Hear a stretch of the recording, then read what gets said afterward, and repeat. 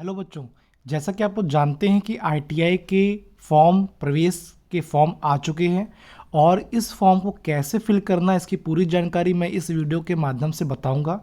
क्योंकि छात्र कई सारे बच्चे गलती कर देते हैं, तो मैं चाहूँगा कि आप लोग गलती कतई ना करें और अपने इस फॉर्म को फिल करें। अपने दोस्तों को, अपने भाइयों को, अपने बहनों को, जो भी आपके परिवार में हैं उनको आईटीआई करने के लिए प्रेरित करें, क्योंकि आईटीआई में हुनरमंद बच्चों की बहुत ज़रूरत है। तो चलिए देखते हैं किस प्रकार से हम इस फॉर्म को फिल करते हैं। ये लेटर कल के दिन आ गया था कि आप लोग अपने आईटीआई के फॉर्म फिल कर सकते हैं 7 तारीख से। तो 7 तारीख से ये आवेदन होने लगेंगे, ऑनलाइन आवेदन होंगे। तो सबसे पहले आप ये देख लीजिए कि ऑनलाइन आवेदन यदि करने जाना है तो उसके लिए आपको पहले जो भुगतान यदि करना होगा, यदि उसमें तो आपके पास debit card, credit card, internet banking और यूपीआई होना चाहिए। ठीक है, तो जब आप पेमेंट करेंगे तो ये सब चीज़ें आपको वहाँ पर पे करने के लिए ऑप्शन आपके पास पहले से अवेलेबल होना चाहिए। ठीक है, तो सबसे पहले करेंगे कि हम लोग कि www.scvtup.in, ठीक है, यानी कि scvtup.in पर जाना है। और जाने के बाद आप देखेंगे कि एक पेज ओपन होकर आ जाएगा और यहाँ पर साफ साफ लिखा होगा online submission of application for admission for session 2022-23 for government private ITI. तो जैसे यहाँ पर क्या करेंगे, क्लिक करेंगे। देखिए ये जो लेटर है पूरा साफ साफ है, कहीं भी कोई कन्फ्यूज़न की ज़रूरत नहीं है। पर क्लिक करने पर आपको क्या होगा, नया फॉर्म खुल के आ जाएगा। और जब फॉर्म के साथ ही साथ आपको उसमें कुछ चीज़ें फिल करनी होंगी, फिर उसके बाद ओटीपी आ जाता है मोबाइल में।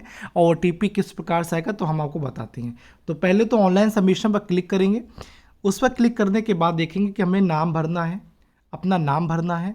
नाम भरने के बाद पिताजी का नाम भरना है, माताजी का नाम भरना है और हमेशा कैपिटल लेटर में भरना है। जैसे देखिए यहाँ लिखा हुआ अमर प्रताप, ठीक है, तो इस प्रकार से भरना है। इसके बाद देखेंगे जन्म तिथि भरनी है, कैटेगरी भरनी है और मोबाइल नंबर भरना है। उसी के पश्चात आपको ओटीपी आएगा। तो आप देख लीजिए यहाँ पर साफ साफ लिखा हुआ है यहाँ पर कि पहले अप्लीकेंट का नाम यानी खुद का नाम, फादर नेम, मदर नेम, यहाँ पर हिंदी से अपने आप आ जाएगा। और देखिए यहाँ पर क्या लिखा हुआ है, डेट ऑफ बर्थ है और यहाँ पर पूरी डेट ऑफ बर्थ लिखी गई है। फिर कैटेगरी है, जो भी कैटेगरी हो, मोबाइल नंबर यहाँ पर एंट्री करेंगे और सेंड ओटीपी कर देंगे। फिर जब सेंड ओटीपी कर देंगे तो ओटीपी को हम लोग क्या करते हैं, वेरीफाई करते हैं। तो देख पा रहे होंगे दूसरे पेज में क्या होगा, वेरीफाई करने के लिए आ गया है। ठीक है, यानी कि जो ओटीपी आया तो ओटीपी डाला, फिर क्या कर दिया, वेरीफाइड एंड प्रोसीड कर दिया, यानी कि आगे की ओर बढ़ा देंगे। तो इस प्रकार से ये पहला चरण हमारा कंप्लीट हो जाएगा। इसके बाद क्या करना होगा कि जो नेक्स्ट चीज़ खुल के आएगी तो उसमें लिखा हुआ आगे की प्रक्रिया हम लोग को पूरी करनी है। तो राजकीय में एडमिशन लेना है कि निजी में कि दोनों में। तो यदि आपको राजकीय में ही आपको एडमिशन लेना है यानी गवर्नमेंट में लेना है तो आप उसमें क्लिक करके सबमिट कर देंगे। देख लेगा लिखा हुआ सबमिट। सबमिट करने के बाद देख पा रहे होंगे यहाँ पर क्या होगा, देखिए अब क्या होगा कि आपको पेमेंट भी करना होगा। तो पेमेंट करने के बाद यदि आपको जो एक फॉर्म जो ओपन होकर आ जाएगा तो उसमें देखिए दिखाई जाएगा कि पहला क्या अभ्यर्थी का नाम था, सेकंड पिताजी का नाम था, थर्ड आपका जो थर्ड कॉलम है माताजी के नाम है। और उसके बाद देखेंगे पाँचवें में आपका जेंडर है, पुरुष है स्त्रीलिंग है, छठवें में आपका डेट ऑफ बर्थ होगी, सातवें में आपका क्रम जो वर्ग होगा, ठीक है, कि आपने कौन सा वर्ग भरा हुआ है, कैटेगरी कौन सी भरी है। फिर आठवें में आपका उपवर्ग होगा, उपवर्ग होगा। ठीक है, यदि स्वतंत्रता संग्राम सेनानी है तो ये फॉर्म मैंने कि यहाँ पर में फिल करते हैं। सेवारत रहे हैं, भूतपूर्व सैनिक रहे हैं तो ये, और शारीरिक रूप से दिव्यांग हैं तो ये।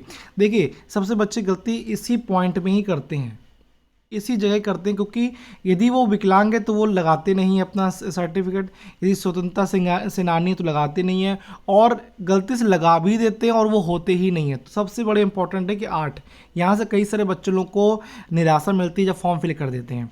अब 9वें में आता है जो दिव्यांगता का प्रकार क्या है। ठीक है, यदि आप दिव्यांग है तो आप फिल करिए, नहीं है तो कोई दिक्कत नहीं, वो ब्लैंक छोड़ना पड़ता है। फिर माइनॉरिटी केस में आप हैं तो वो क्लिक करिए। 11वें में आधार कार्ड है, अपने आधार कार्ड नंबर डालने होंगे। आधार कार्ड के बाद 12वें मोबाइल नंबर देखिए उसमें शो कर रहा होगा। फिर 13वें में ईमेल आईडी आपको फिल करनी होगी, यहाँ पर अंकित कर सकते हैं। 14वें में क्या लिखा हुआ है, डोमिसाइल, जो यदि आप डोमिसाइल जो लगाएंगे तो आप उत्तर प्रदेश के उत्तर प्रदेश लिखेंगे उसमें। यदि होम डिस्ट्रिक्ट है तो होम डिस्ट्रिक्ट वहाँ पर लिख देंगे कानपुर जैसे कि है। आप क्या करेंगे, 16वें में गृह तहसील, होम तहसील है, और 17वें क्या होम ब्लॉक है। तो इस पर आप लोग क्या अंकित कर सकते हैं, इस पर लिख सकते हैं। ठीक है, 18वें में देखिए क्या है, आपको अपना एड्रेस करना होगा। देखिए 18वां नंबर से लाइन से जा रहा है, ये नंबरिंग है, ये ठीक है, क्या है, नंबरिंग है। ठीक है, तो ये कंफ्यूज मत होइएगा 18वां नंबर ये क्या आएगा। अब 18 का ए में अस्थायी पता था और ये क्या पत्र व्यवहार का पता था, दोनों आप लोग सेम ही करिएगा, ठीक है, ये नहीं कि अलग अलग कर दिए। 19 में आपकी जो क्वालिफिकेशन, देखिए सबसे इंपॉर्टेंट क्वालिफिकेशन, देखिए यदि कक्षा 8 पास से आप फॉर्म फिल कर रहे हैं तो आपको ज़्यादा ऑप्शन नहीं मिलेंगे आईटीआई करने की, यानी कुछ ही ट्रेडें होंगी। और कक्षा 10 यदि पास करके आप फॉर्म फिल कर रहे हैं तो आपको बहुत से ऑप्शन मिल जाएंगे, टेक्निकल नॉन टेक्निकल बहुत से मिल जाएंगे। तो आप अपनी शैक्षिक योग्यता के आधार पर आप लोग अपना कोड डालिएगा। तो 8वीं में यदि आप 8वां उत्तीर्ण है तो आप कोड नंबर क्या है, 1 है। 10वां उत्तीर्ण है तो कोड नंबर 2 हो गया, ठीक है। यदि 10वां विज्ञान और गणित है तो कोड नंबर क्या, 4 हो गया। इस प्रकार से हम लोग प्रविष्ट करेंगे और ऑनलाइन फॉर्म को फिल करेंगे। अब 20वें नंबर में आएगा कि आपने क्या पहले से कोई आईटीआई कर रखी है, तो कर रखी है तो आप इसमें आगे नाम डाल देंगे, नहीं कर रखी है तो कोई बात नहीं, ब्लैंक छोड़ दीजिए। यदि पिछले आईटीआई का यदि व्यवसाय का नाम पता है तो आप फिल करिए, नहीं पता कोई दिक्कत नहीं है। 21 में देखिए क्या लिखा हुआ है, वरीयता के क्रमांक क्या है, 21 है। राजकीय आईटीआई के प्रवेश प्रक्रिया सम्मिलित होने वाले अभ्यर्थी अपना निर्धारित वरीयता का विकल्प चयन करेंगे।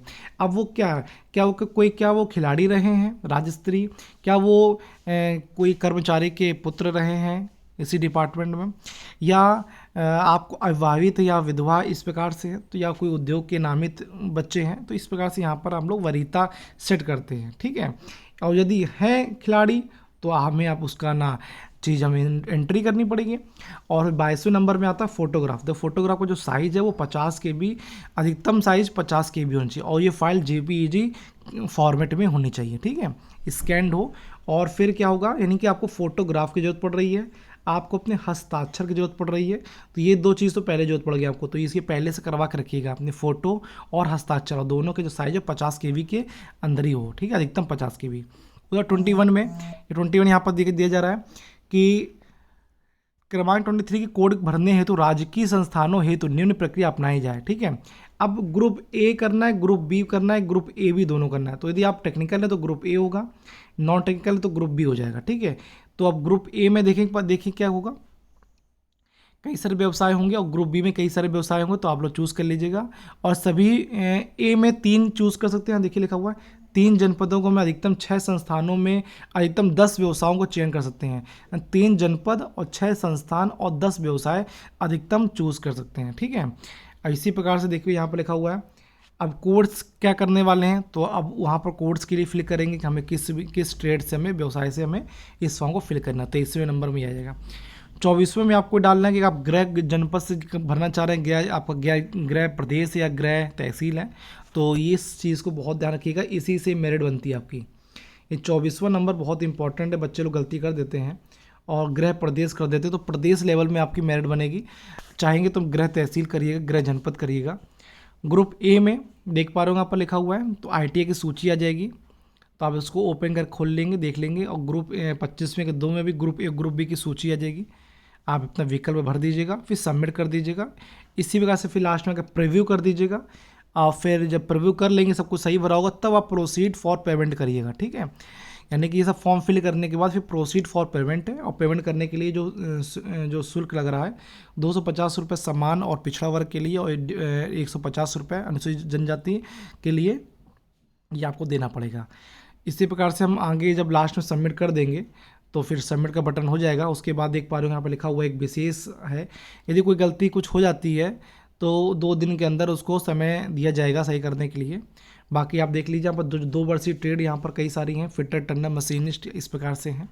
1 वर्षीय ट्रेड है, व्यवसाय है, मैकेनिक डीजल है आपका है, मैकेनिक ऑटो बॉडी पेंटिंग है, और सेक्रेटरियल असिस्टेंट हिंदी का है, स्टेनोग्राफी है, कोपा है, फैशन डिज़ाइनिंग है, तो इस प्रकार से है। और जो आपके जो ग्रुप बी में है, पेंटर है, वायरमैन है। 1 वर्षीय में आपका वेल्डर है, प्लम्बर है, कारपेंटर है, तो ये ग्रुप बी में आते हैं। तो ऐसा नहीं कि बी में टेक्निकल नहीं आते हैं, बट टेक्निकल आते हैं, पर वो कक्षा 8 से लिए जाते हैं, ठीक है। तो इस प्रकार से आप लोग जब फॉर्म फिल कर देंगे, फिल करने के बाद फिर आपकी जो पूरी चीज़ फिल हो जाएगी, तो यहाँ बीच में एक डुअल सिस्टम ट्रेनिंग DST भी है। DST के बारे में आपको बता दें, यहाँ पर 2 प्रकार से ट्रेनिंग मिलती है, संस्थान से भी मिलती है और आपको एक कंपनी के थ्रू भी मिलती है, तो ये बहुत इंपॉर्टेंट है। तो आप लोग देख लीजिएगा कि DST से भी आप लोग फिल कर सकते हैं।